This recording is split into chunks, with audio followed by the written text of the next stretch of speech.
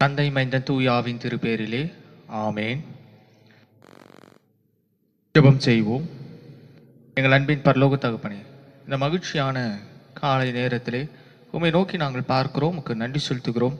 இம்மட்டும் உம்முடைய கிருபையை கொண்டு இந்த ஓய்வு நாளிலே உம்முடைய திருப்பிரசனத்திலே நாங்கள் காத்திருப்பதற்கான கிருபையை தந்திருக்கிறேன். ஆண்டவரே, எங்களுடைய வாழ்விலே உம்முடைய திருப்பணி மிகப்பெரிய ஒரு மாற்றத்தையும் ஒரு தாக்கத்தையும் ஏற்படுத்துவதற்காக தொடர்ந்து எங்கள் வழியாக அந்த மாற்றத்தை செயல்படுத்த நீர் கொடுத்த அழைப்புக்காக நன்றி செலுத்துகிறோம். நீரே எங்களோடு இருந்து எங்களை வழிநடத்தும்படியா எங்கள் மீட்பரும் எங்கள் இரட்சகர் இயேசு கிறிஸ்துவின் வழியாக வேண்டிக் கொள்கிறோம். ஆமேன்.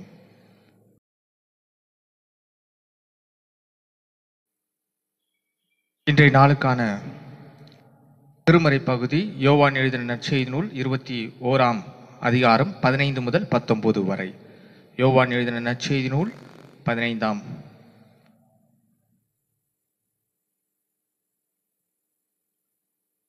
யோவான் எழுதின நற்செய்தி நூல் 21:15 வசனம் முதல்.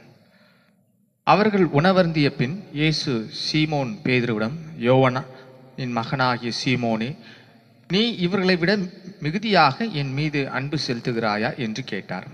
அவர் இயேசுவிடம், ஆம் ஆண்டவரே, எனக்கும் உமக்கும் அன்பு உண்டு என உமக்கு தெரியுமே என்றார். இயேசு அவரிடம், என் ஆட்டுக்குட்டிகளை பேணி வள என்றார். இரண்டாம் முறையாக இயேசு அவரிடம், யோவானின் மகனாகிய சீமோனே, நீ என் மீது அன்பு செலுத்துகிறாயா என்று கேட்டார். அவர் இயேசுவிடம், ஆம் ஆண்டவரே, எனக்கும் உம்மிடம் அன்பு உண்டு என்று உமக்கு தெரியுமே என்றார். இயேசு அவரிடம், என் ஆடுகளை மேய்ப்பாய் என்றார். மூன்றாம் முறையாக இயேசு அவரிடம், யோவானின் மகனாகிய சீமோனே, உனக்கு என்னிடம் அன்பு உண்டா என்று கேட்டார். உனக்கு என்னிடம் அன்பு உண்டா என்று இயேசு மூன்றாம் முறை கேட்டதால் பேதுரு துயருற்று ஆண்டவரிடம், ஆண்டவரே, உமக்கு எல்லாம் தெரியும், எனக்கு உன் மீது அன்பு உண்டு என்பதை நீர் அறியாத ஒன்றா என்றார். இயேசு அவரிடம், என் ஆடுகளை பேணி வளர். நீ இளைஞனாக இருந்தபொழுது நீயே இடைகளை கட்டி கொண்டு உனக்கு விருப்பமான இடத்தில் நடமாடி வந்தாய்.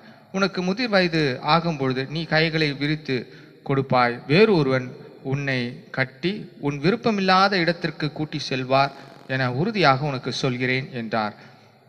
பேதுரு இவ்வாறு இறந்து கடவுளை மாட்சிமைப்படுத்த போகிறார் என்பதை குறிப்பிட அவர் இவ்வாறு சொன்னார். இதை சொன்ன பின் பேதுருவிடம், என்னை பின்தொடர் என்றார்.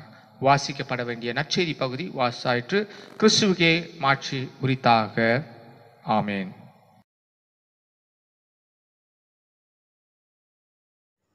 பிதா குமாரன் பரிசுத்தாவின் நாமத்தினாலே ஆமேன். கிறிஸ்துவுக்குள் அன்பான கிறிஸ்துநாதர் திருச்சபையின் இறைமக்கள, படப்பை குருசேகர இறைமக்கள, இந்த நாளிலும் உங்களை இந்த காணொலி காட்சியின் வழியாக சந்திப்பதில் மிக்க மகிழ்ச்சி அடைகின்றேன். இந்த நாளிலே உங்களோடு கர்த்தருடைய வார்த்தையை பகிர்ந்து கொள்ளும்படியாக எனக்கு வாய்ப்பளித்த நமது திருச்சபையின் ஆயர் ஐயா அவர்களுக்கும் ஆயர் குடும்பத்தாருக்கும் திருச்சபையின் செயலர் பொருளர் மற்றும் கமிட்டி அங்கத்தினர்களுக்கும் இந்த காணொலி காட்சியின் வழியாக இந்த ஆராதனையிலும் இந்த அருள் செய்தியிலும் பங்கெடுக்கிற உங்கள் அனைவருக்கும் இறைமகன் இயேசு கிறிஸ்துவின் இனிய நாமத்தினாலே நான் வாழ்த்துக்களை தெரிவித்துக் கொள்கிறேன். ஆண்டவர் உங்களை அபரிதமாக இந்த பேண்டமிக் காலத்திலே உங்களை பாதுகாத்து நடத்துவாராக. இன்றைய நாளுடைய செம்பொருள்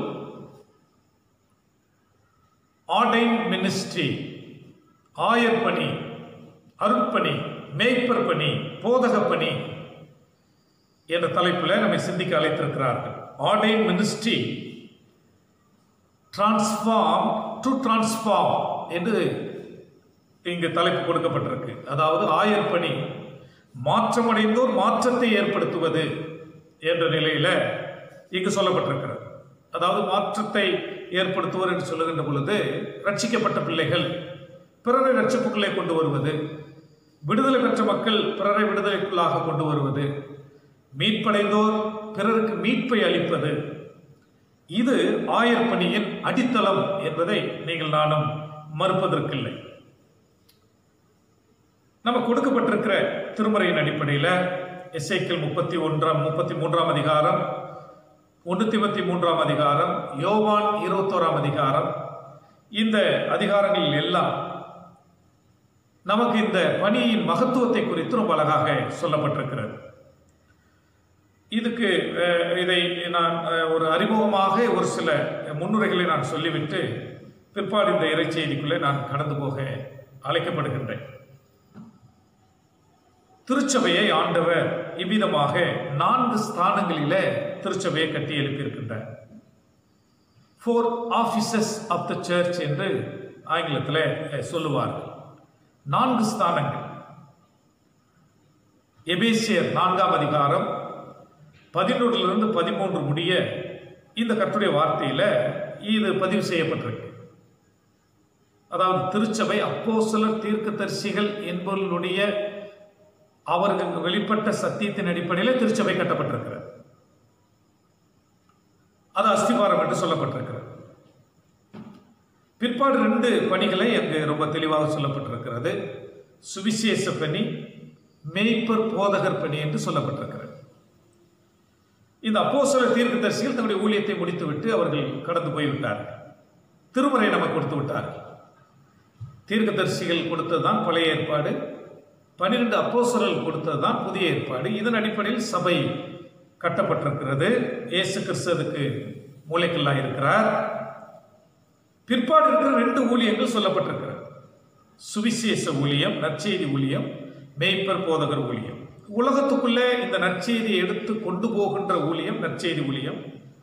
அப்படி ரட்சிக்கப்பட்டு சபைக்கு வருகிற மக்களை ஆண்டவருடைய வார்த்தையிலும் கிறிஸ்தவ ஒழுக்கங்களிலும் அவர் வருகை மட்டும் அவர்களை மேய்த்து கொண்டிருப்பது, அவர்களுக்கு பணி செய்வது ஆயர் பணி என்று சொல்லப்பட்டிருக்கிறது. ஆக இந்த 2 ஊழியம் இருக்கிறது. உலகத்துக்குள்ளே சுவிசேஷத்தை கொண்டு போவது, திருச்சபையிலே கர்த்தருடைய மக்களை நடத்துவது. இந்த திருச்சபையிலே கர்த்தருடைய மக்களை நடத்துவது ஆயர் பணி, அருட்பணி, ஆர்டைன் மினிஸ்ட்ரி என்பதை நீங்கள் புரிந்து கொள்ள வேண்டும். இந்த மேய்ப்பர் போதகர் ஆயர் பணி எதற்காக கொடுக்கப்பட்டிருக்கு என்று எபேசியர் அங்கு சொல்லுகின்ற பொழுது இந்த 12-13 வசனங்கள்ல, the pastor teacher equips saints so that saints will build up the body of Christ. Pastor அல்லது மேய்ப்பர் போதகர் விசுவாசிகளை, பரிசுத்தவான்களை பயிற்றுவிப்பதன், உருவாக்குவதன் மூலமாக அவர்களே எழுப்பி கிறிஸ்துவின் சரீரமாகிய சபையை அவர்கள் எழுப்பி கட்டுவது. அதற்காகத்தான் இந்த ஆயர் பணி கொடுக்கப்பட்டிருக்கிறது. இது ரொம்ப நல்ல வேலை என்று நமக்கு கொடுக்கப்பட்டிருக்கிற 1 தீமோத்தேயு 3ஆம் அதிகாரம் 1ஆம் வசனம் ரொம்ப அழகாக சொல்லப்பட்டிருக்கிற இது நல்ல வேலை. It's a noble task. கண்காணிப்பை விரும்புகிறவன் நல்ல வேலையை விரும்புகின்றான் என்று சொல்லப்பட்டு பிற்பாடு இந்த ஊழியத்திற்குரிய தகுதிகளை அங்கே தீமோத்தேயுக்கு பவுல் எழுதுகின்ற பொழுது ரொம்ப அழகாக அதை பதிவு செய்ய இருக்கிறார். அப்போ இந்த ஊழியம் என்பது பிரசங்கிக்கிற ஊழியம், போதிக்கிற ஊழியம், வார்த்தையை எடுத்து பிரசங்கிக்கிற ஊழியம். அங்கே தீமோத்தேயு சொல்லும்போது போதக சமர்த்தன் என்று சொல்லப்பட்டிருக்கிறது. பல குவாலிஃபிகேஷன்ல, பல தகுதிகளில் ஒரு தகுதி போதக சமர்த்தன். இப்போ நான் 2 பேசிக்கொண்டிருக்கிற இந்த இடத்துக்கு பேர், அது பிரசங்கிக்கிற அந்த இடத்துக்கு பேர் புல்பிட் என்று நாம் ஆங்கிலத்தில் சொல்கின்றோம். புல்பிட். புல்பிட் என்றால் என்ன? Pull the people from the bit.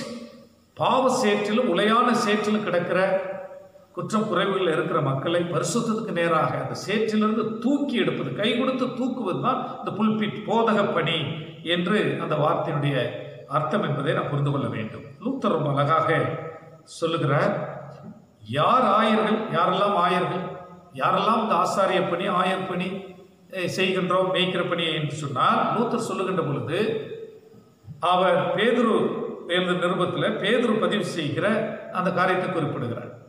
1 பேதுரு 2ஆம் அதிகாரம் 5 to 9 வசனங்கள் அவர் சொல்லுகின்ற பொழுது, priesthood of all believers, எல்லா விசுவாசிகளுமே ஆசாரியர்கள்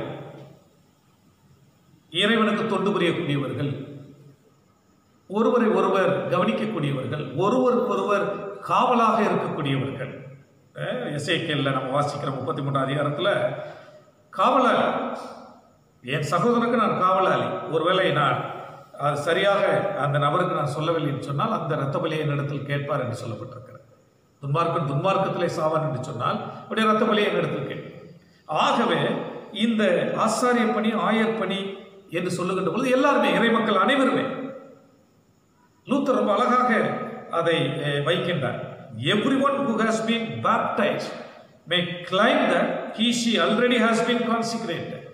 எவர் ஒருவர் ஞானஸ்நானம் பெற்று சபைக்குள்ளே வந்தாரோ, கர்த்தருடைய அங்கத்தினராக மாறினார்களோ, அவர்கள் எல்லாருமே இந்த ஊழியத்திற்கு, இந்த ஆசாரிய பணிக்கு, இந்த ஆயர் பணிக்கு பிரதிஷ்டை பண்ணப்பட்டிருக்கிறார்.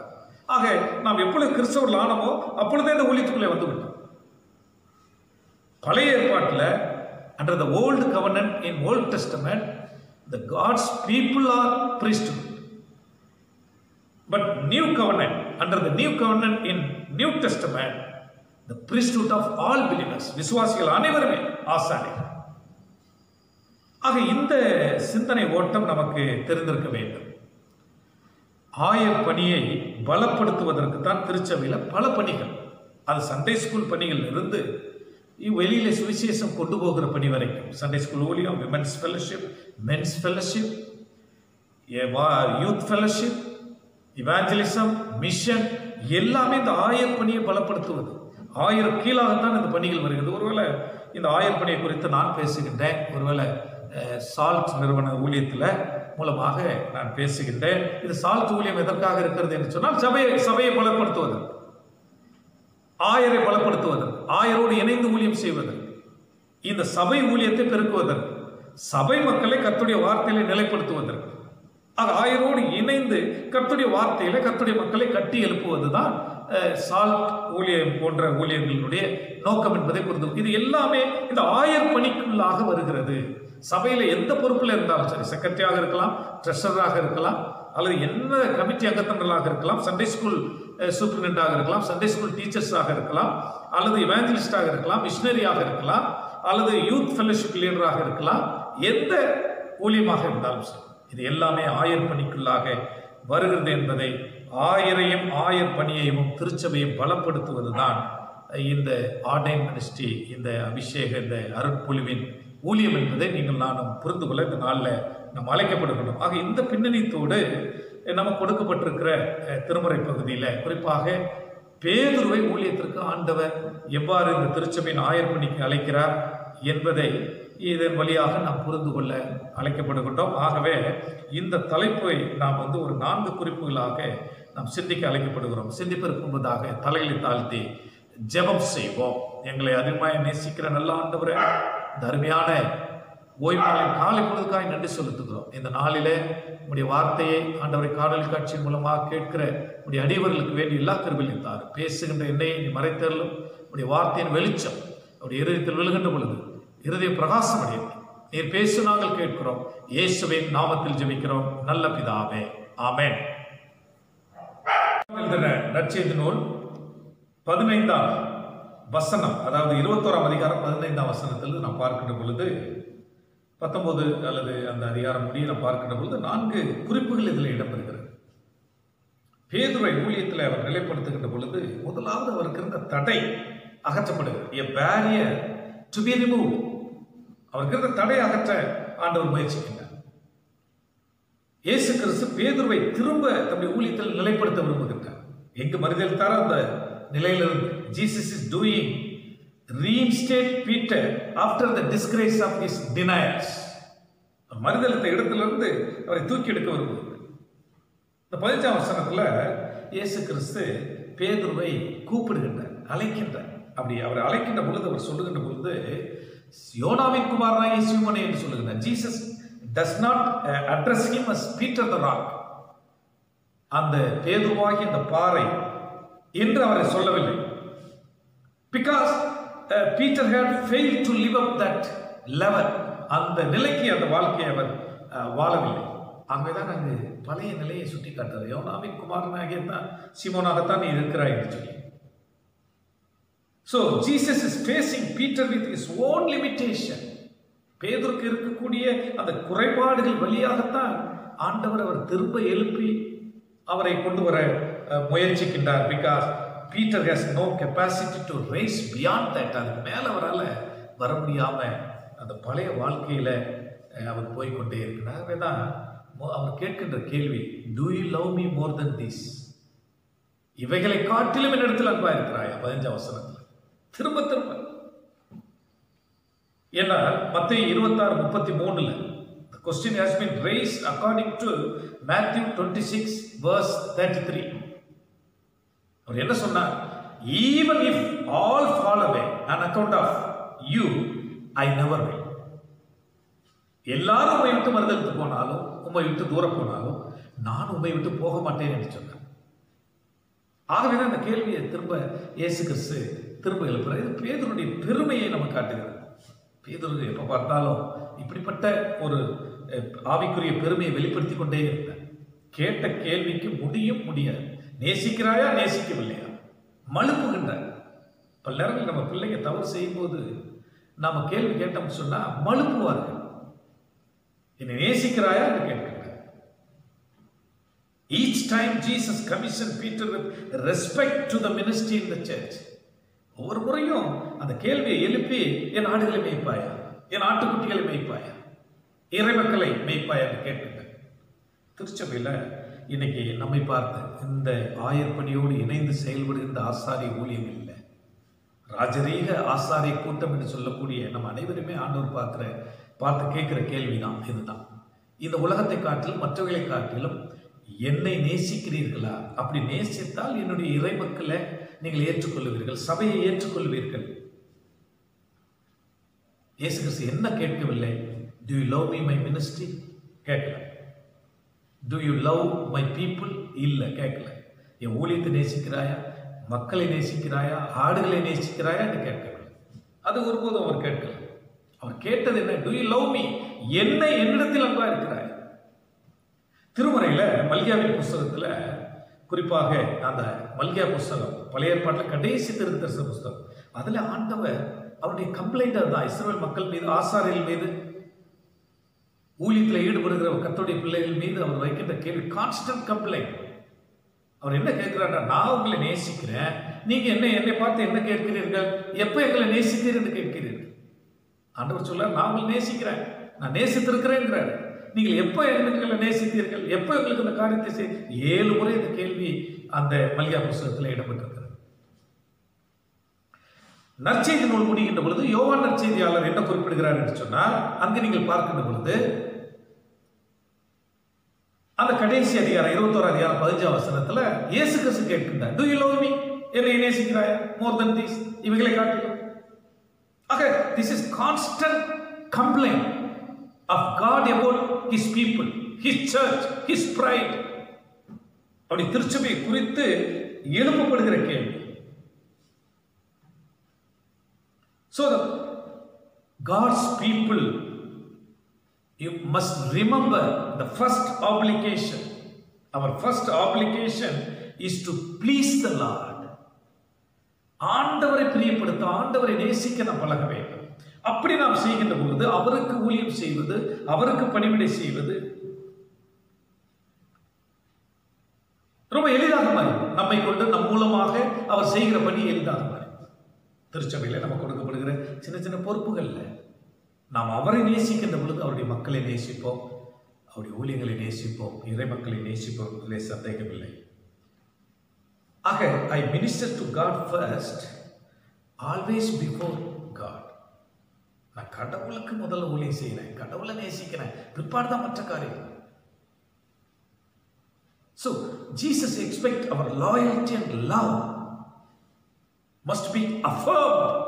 அது உறுதிப்படுத்த பேதுருவை திரும்ப திரும்ப அழைக்கிறார். அதுக்கு இருக்கிற தடையை நீக்கி போட பேதுருவிடம் எதிர்பார்க்கிறார். Until that has been done, Peter is not ready to be follower of Jesus. அது சரி செய்யப்படாத வரைக்கும் பேதுருவால் இயேசுவை பின்பற்ற முடியாது. இயேசுவும் அப்படி பின்பற்றுகிறதை விரும்பவில்லை. The barrier of failure and sin has not been removed in Peter's life.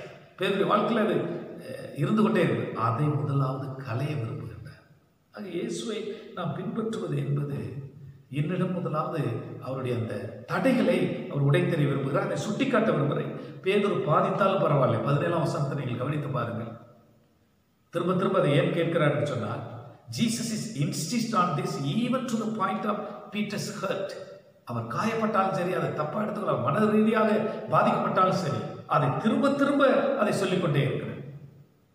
ஒருவேளை ஊழியத்தில் ஆயரோடு திருச்சபையில நாம் இணைந்து பணிபுரிகின்ற இடங்களில் பல நேரங்களில் நாம் அப்படிப்பட்ட தோல்விக்குள்ளாக, அப்படிப்பட்ட பாடுகளுக்குள்ளாக, அப்படிப்பட்ட அவமானங்களுக்குள்ளாக, நிந்தைக்குள்ளாக ஆனால் கடந்து போயிருக்கலாம். பட் பீட்டர் டிஸ்கவர்ட், இயேசுவோடு அவர் நெருங்கி ஊழியம் செய்கின்ற பொழுது அதை கண்டுபிடித்தார்.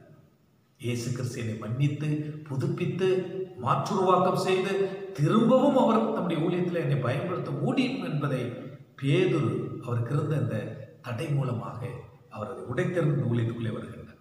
So failure is never final with God. நம்முடைய தோல்விகள், நம்முடைய குறைபாடுகள் ஆண்டவருக்கு ஒரு பொருட்டே அல்ல.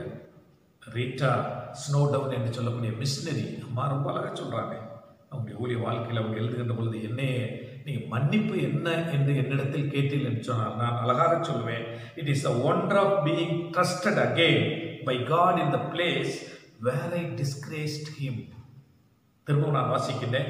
It is the wonder of being trusted again by God in the place where I disgraced him. எங்கு நான் அவரை அவமதித்தேனோ, எங்கே அவருக்கு நான் அவமானத்தை கொண்டு வந்தேனோ, எந்த இடத்துல அவரை நான் நிராகரித்தேனோ, அதே இடத்தில் என்னை திரும்ப எடுத்து என்னை ஊழியத்தில் நிலைப்படுத்துகிறார். அதுதான் மன்னிப்பு. பேதுரு அந்த மன்னிப்பை பெற்றவராக இந்த ஊழியத்தில் திரும்ப நிலைப்படுத்தப்படுகிறார். காரணம், a barrier to be removed in Peter's life. இரண்டாவது குறிப்பாக நான் இந்த பகுதியில் வைக்க விரும்புவது, a responsibility to be accepted. பொறுப்பு ஏற்றுக்கொள்ளப்படுகிறது. தடை நீக்கப்பட்டது, பொறுப்பு ஏற்றுக்கொள்ளப்படுகிறது. இங்கு பேதுருடைய ஆண்டவர் அவரை தூக்கி எடுக்கிறார் என்பது, இந்த பீட்டர் ரெஸ்டோர்ட் இஸ் பீட்டர்ஸ் ரீகமிஷன். திரும்ப ஒரு ஊழியத்தில் நிலைப்படுத்துவது என்று. ஆக பேதுருடைய வேலை என்ன? என் ஆடுகளை மேய்ப்பது, ஆட்டுக்குட்டிகளை மேய்ப்பது, போஷிப்பது. 15 அந்த 17 அந்த கேள்வி திரும்ப திரும்ப இடம்பெறுகிறது என்று. அப்ப இயேசுவை பின்பற்றுவது என்பது, இயேசுவை நேசிப்பது என்பது அவர் கொடுக்கிற பொறுப்பை ஏற்றுக்கொள்வது. Following Jesus R loving Jesus means accepting the responsibility for Jesus people. இயேசுடைய ஜனங்களை, இறைமக்களை நீங்கள் நானும் ஏற்றுக்கொள்வது, அதுதான் அவரை பின்பற்றுவது, அவரை நேசிப்பது என்பதை நாம் புரிந்து கொள்ள வேண்டும். Commitment to Christ involves commitment to Christ, the church of Christ. கிறிஸ்துடைய சரீரத்தை ஏற்றுக்கொள்வது. நான் ஆண்டவருக்கு ஒப்படைச்சிருக்கிறேன்னு சொன்னா அவருடைய மக்களை நான் ஏற்றுக்கொள்வது. அது எந்த ஊழியத்தில் நாம் ஈடுபட்டாலும் சரி, ஆயரோடு இணைந்து நாம் செய்கிற எந்த ஊழியமாக இருந்தாலும் அதோடு நாம் சேர்ந்து செயல்படுகிற காரியம் என்பதை நீங்கள் புரிந்து கொள்ள வேண்டும். ஆக இங்கே புதிய ஏற்பாட்டில் மனம் திரும்புதல் என்றால் என்ன, கன்வர்ஷன் என்றால் என்ன, இந்த உண்மையான மனம் திரும்புதல் அல்லது உண்மையான நாம் மாற்றம் அடைகிறது என்பது என்ன? இயேசுவை ஏற்றுக்கொள்வது என்பது அவர் சார்ந்த திருச்சபையை ஏற்றுக்கொள்வது, இறை மக்களை ஏற்றுக்கொள்வது. The genuine conversion is only turning to and accepting Christ. It also means turning and accepting His bride of Christ. அவருடைய மனவாட்டியாக திருச்சபையை நீங்கள் நானும் ஏற்றுக்கொள்வது. ஆக திருச்சபை என்பது பல நேரங்களில் வித்தியாசமான ஒரு அமைப்பு என்பதை நீங்கள் புரிந்து கொள்ள வேண்டும். திருச்சபையில் உள்ள பல்வேறு விதமான மக்கள் குறை இருந்த நேரத்திலும், இல்லை அன்பு தனிந்து போகிற நேரங்களிலும், பலவீனப்படுகிற நேரங்களிலும், பல்வேறு விதமான பிரச்சனையில் இருக்கிற நேரங்களிலும், அதற்காக அந்த ஆடுகளுக்காக இறைமக்கள் ஒவ்வொருவருமே நம்ம ஒருவருக்கொருவர் அர்ப்பணிக்கப்பட்ட மக்கள் என்பதை நீங்கள் நானும் புரிந்து கொள்ள நாளில் நாம் அழைக்கப்படுகிறோம். ஆக இந்த ரெஸ்பான்சிபிலிட்டி டு பி அக்செப்டட் என்பதை நாம் புரிந்து கொள்ள வேண்டும். மூன்றாவது குறிப்பாக இந்த பகுதியில் நான் வைக்க விரும்புவது a cross to be carried. முதலாவது சொன்னேன் a barrier to be removed. தடை நீக்கப்பட்டது. பேதுருடைய வாழ்க்கையில இருந்த அந்த தடை நீக்கப்பட்டது. இரண்டாவது ரெஸ்பான்சிபிலிட்டி டு பி அக்செப்டட், பொறுப்பு ஏற்றுக்கொள்ளப்பட்டது. மூன்றாவது பேதுருக்கு கொடுக்கப்படுகிற காரியம் a cross to be carried. அப்படி என்றால் இந்த ஊழியத்துக்கு வருகின்ற பொழுது இந்த அழைப்புக்குள்ளே வருகின்ற 18 19 போடப்பட்டிருக்கிறார். அப்படி என்றால் நீ உன் வாலிப பிராயத்தில் உனக்கு இஷ்டமானதை செய்தார். நீ இளைஞனா இருந்தபோது உனக்கு இஷ்டமானவர்களை செய்தார். ஆனால் இப்பொழுதோ முதிர் வயது ஆகின்ற பொழுது இந்த ஊழியத்தை நீ முடிக்கின்ற பொழுது உன்னை பிறர் உனக்கு விரும்பாத காரியத்தை செய்வார்கள். So commission is confronted with cost. இழப்பு செலவினத்தோடு அங்கு போராடுகிறது என்பதை நீங்கள் புரிந்து கொள்ள வேண்டும். அப்படி ஊழியத்திற்கு அழைக்கப்பட்டாச்சா, திருச்சபைக்கு நம்ம அழைக்கப்பட்டோமா, இறைமக்களாக நாம் திருச்சபைக்கு மாற்றப்பட்ட மக்களாக வந்துவிட்டோமா, ஆண்டவர் அவருடைய சித்தத்தை அங்கே வைக்க விரும்புகின்றார். So Jesus prepared his the eventual martyrdom. அவருக்கு நடக்க போகிற அந்த ரத்த சாட்சியா மரிக்க போகிற அந்த சிலுவை, அதை குறித்து அங்கே ரொம்ப அழகாக அவர் இயேசு கிறிஸ்து பேதுருக்கு அதை விளக்கி சொல்லுகிறார் என்பதை நீங்கள் புரிந்து கொள்ள வேண்டும். வயதான காலத்தில் நடைபெறுகிறார். Road of discipleship is road of the cross. சீடத்துவம் என்பது, சீடத்துவ பாதை என்பது சிலுவையின் பாதை. அது சிலுவை எடுத்துக்கொண்டு ஆண்டவரை பின்பற்றுவது. அப்படி வந்துவிட்டால் என்னுடைய விருப்பம் நடைபெறும், உன்னுடைய விருப்பம் அல்ல. Not your desire but my will. Not your will but thy will. அவருடைய சித்தம் நடைபெறுகின்ற காரியம். ஆகவே அந்த சிலுவை அவர்களுடைய சரித்திரத்தில் நமக்கு தரும். பேதுரு அவர் இயேசுவை விட அவர் தலைகீழாக சிலுவை மரணத்தில் அவர் அடிக்கப்பட்டார், இரத்த சாட்சியாக மரித்தார் என்று திருச்சபை சரித்திரம் சொல்லுகிறது. அந்த பாடு, அந்த சிலுவையை அவர் ஏற்றுக்கொண்டார். A cross to be carried by Peter. அது கொடுக்கப்பட்டது. நான்காவது ஒரு குறிப்பை சொல்லி நான் இந்த பிரசங்கத்தை நிறைவு செய்ய விரும்புகின்றேன். முதலாவது தடை அகற்றப்பட்டது பேருடைய வாழ்க்கையில, பொறுப்பு ஏற்றுக்கொள்ளப்பட்டது, சிலுவை கொடுக்கப்பட்டது. நான்காவது குறிப்பாக a partnership to be maintained. A partnership to be maintained. இப்போ ஒரு கூட்டு ஊழியத்திற்கு ஆண்டவர் அழைக்கின்றார். ஒரு கூட்டு ஊழியத்திற்கு இணைந்து செயல்படுகின்ற பார்ட்னர்ஷிப். திருச்சபை ஊழியம் ஆயர் பணி என்பது ஆயரோடு இணைந்து செயல்படுகின்ற, இறைமக்கள் ஆயரோடு இணைந்து செயல்படுகின்ற அந்த பணிக்கு அங்கே அழைக்கின்றார். அங்கு தனியாக செய்ய முடியாது. ஆயர் மாத்திரமே திருச்சபை பணியை நிறைவேற்ற முடியாது, இறைமக்கள் மாத்திரமே ஆயர் இல்லாமல் நிறைவேற்ற முடியாது. இருவரும் சேர்ந்து நிறைவேற்றுகிற திருப்பணி என்பதை நாம் புரிந்து கொள்ள வேண்டும். ஆக இயேசு கிறிஸ்து அவரை திரும்ப அந்த ஊழியத்தில் நிலைப்படுத்தின பிற்பாடு பேதுரு அங்கே என்ன சேர்க்கிறார் என்று சொன்னால், மற்றவருடைய எதிர்காலம் என்ன, என்னோடு ஊழியத்தில் ஈடுபட்டிருக்கிற மற்றவருடைய எதிர்காலம் என்ன என்று கேட்கின்றார். அதை பேதுருக்கு அங்கு ஆண்டவர் ரொம்ப கடினமாகவே அந்த வார்த்தைகளை பயன்படுத்துவதை நீங்கள் நான் பார்க்க வேண்டும். அங்கு யோவான் பின்னே வருகிறார். அங்கு அன்பா இருந்த சீசன் பின்னே வருகின்ற பொழுது பேதுரு கேட்கின்றார், உங்க அன்பா அவனுடைய மார்களை சாய்ந்திருந்த அந்த சீசன் வருகின்ற அவன் காரியம் என்ன? நான் வருமளவும் அவன் உயிரோடுக்க சித்தமானால் உனக்கு என்ன? நீ என்னுடைய பணியை செய்ய நான் அழைக்கின்றேன், என்னை பின்பற்றி என்று சொல்லுகின்றார். See, here the Peter tried to use the privileged position to find out about others' business. இந்த வாய்ப்பை அவர் பயன்படுத்தி கொண்டு அவரை நிலைப்படுத்தி விட்டார் ஊழியத்தில். ஆனால் இதை பயன்படுத்தி கொண்டு அவர் மாற்றமடைந்த அந்த அனுபவத்தை பயன்படுத்தி கொண்டு மற்றவருடைய வாழ்க்கையில் அவர் தலையிட்டு அவருடைய வாழ்க்கை குறித்த காரியங்களை பயன்படுத்தார். இயேசு கிறிஸ்து இதை கண்டிக்கிறார். It is very human. Jesus indicates it's very wrong. Don't look at others. நான் உன்னை அழைக்கின்றேன், நீ என்னை பின்பற்றி வா. Don't look at others. மற்றவங்களை பார்க்காத. ஊழியத்தில் நம்ம பல நேரங்களில் திருச்சபையில் ஆயர் பணியில் பல பொறுப்புகள் நமக்கு பகிர்ந்து கொடுக்கப்படுகிறது. ஒரு சண்டே ஸ்கூல் ஊழியமாக இருக்கலாம், யூத் ஃபெலோஷிப்பாக இருக்கலாம், ஒரு லே பிரீச்சராக இருக்கலாம், ஒரு இவாஞ்சலிசமாக இருக்கலாம், மிஷினரியாக சின்ன சின்ன பொறுப்புகள் சபையில் ஒரு ஒரு கமிட்டி அங்கத்தினாக இருக்கலாம், செயலாளர், பொருளாளராக இருக்கலாம். சின்ன சின்ன பணிகள் நமக்கு பிரித்து கொடுக்கப்படுகிறது. ஆனால் அந்த பணிகளை நாம் வைத்துக்கொண்டு பல நேரங்களில் மற்றவர்களுடைய வாழ்க்கையிலே நாம் தலையிட பார்க்கிறோம். மற்றவர்களுடைய எதிர்காலத்தை நாம் அங்கே நாம் ஆராய முயற்சிக்கின்றோம். ஆண்டவர் அதை கண்டிக்கின்றார். So don't look at others, mind your own business என்று பேதுருவிடத்தில் அவர் சொல்லுகிறார். The personal relationship between the Lord and the individual Christians, issues like future, service, degree of their obedience, quality of their contribution is a holy ground sacred to the individual concern. அதாவது ஆண்டவருக்கும் அவர்களுக்கும் இருக்கிற, இறைமக்களுக்கும் இருக்கிற தொடர்பு என்பது ஒவ்வொரு தனிப்பட்ட கிறிஸ்தவரை சார்ந்தது. அது எந்த சூழ்நிலையாக இருந்தாலும், அவங்களுடைய எதிர்காலமாக இருக்கலாம், அவங்க செய்கிற பணியாக இருக்கலாம், அவங்க எந்த அளவுக்கு ஆண்டவருக்கு கீழ்ப்படுகிறாங்க, எந்த அளவுக்கு அவங்க கொடுக்குறாங்க என்பதெல்லாம் அவங்க தனிப்பட்ட வாழ்வுக்குரியது. அதற்குள்ளே நுழைந்து பார்ப்பதற்கு திருச்சபையில் யாருக்குமே அந்த உரிமை கிடையாது. அதைத்தான் பேதுருக்கு இங்கே சொல்லுகிறேன். நான் உன்னை அழைக்கின்றேன், நீ என்னை பின்பற்றி வா. இங்கு பேதுருக்கும் யோவானுக்குள்ள ஊழிய வித்தியாசம் நமக்கு தெரிகிறது.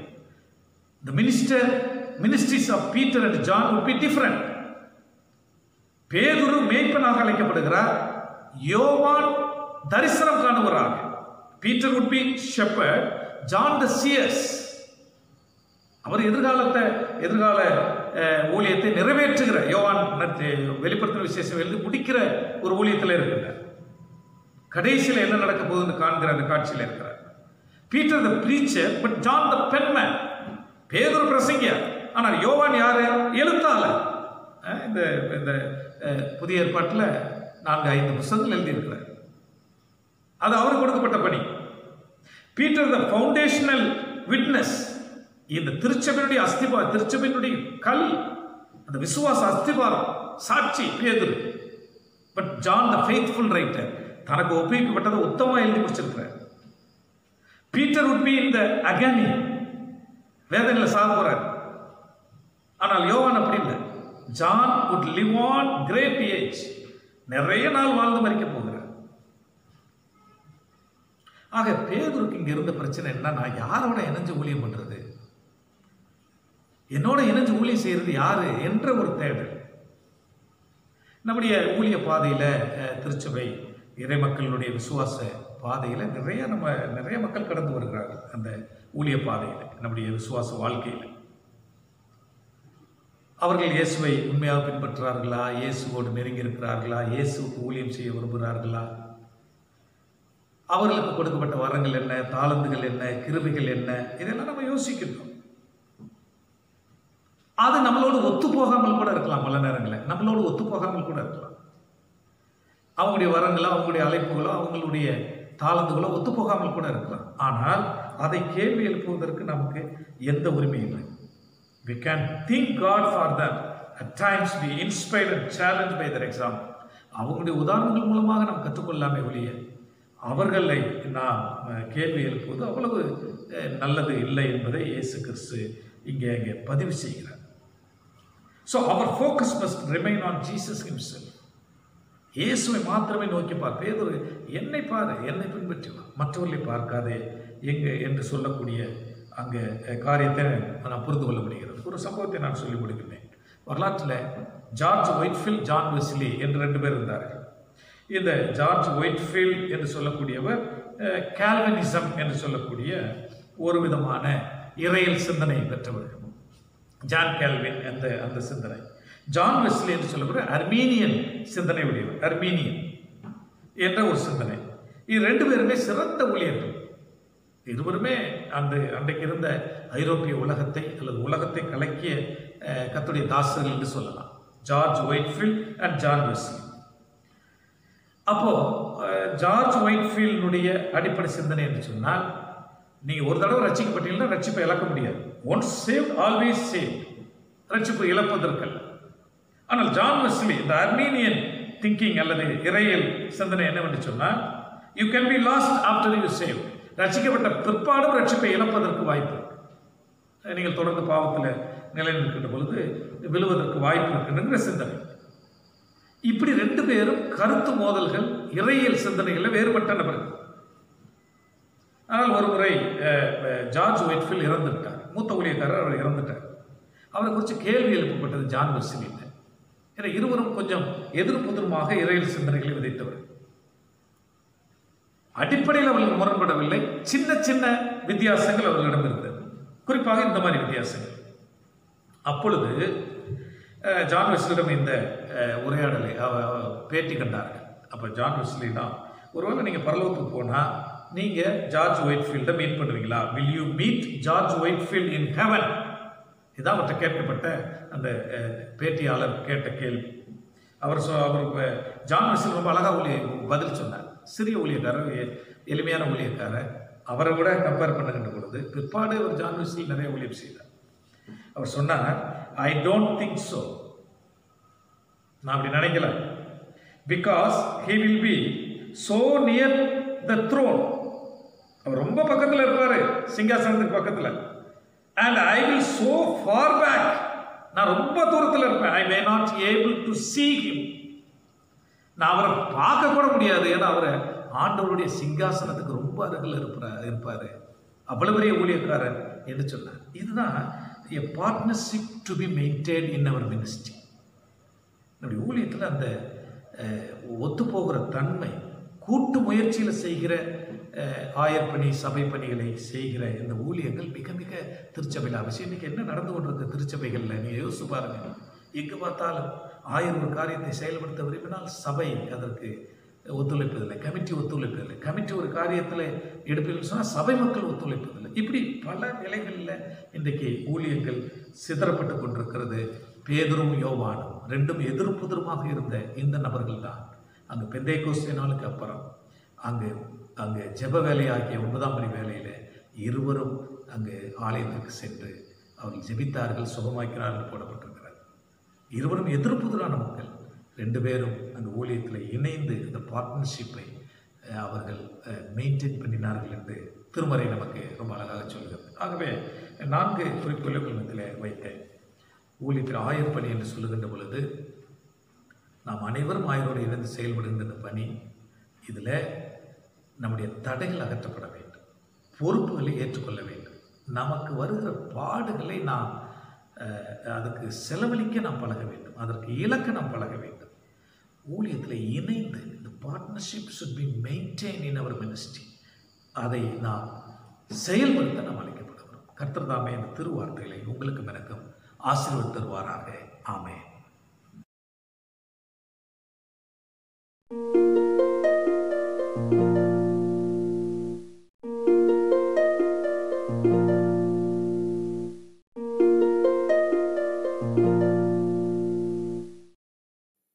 அன்புக்குரியவர்களே, இந்த வாரத்திலே தங்களுடைய பிறந்தநாள், திருமண நாள் காண்கிறவர்களுக்காக நாம் ஜெபம் செய்வோம்.